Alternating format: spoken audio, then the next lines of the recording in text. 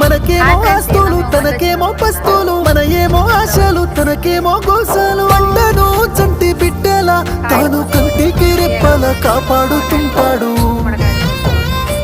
అయినా రైతన్నకే నాడు ఉండదు కంటి నిండా కునుకు, రైతన్నకే పూట దొరకదు కడుపు నిండా మెతుకు.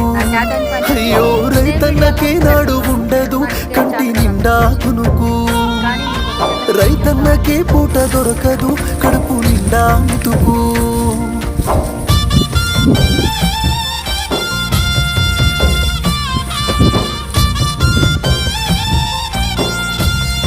కాయలు కొయ్యటం పెట్టి బయట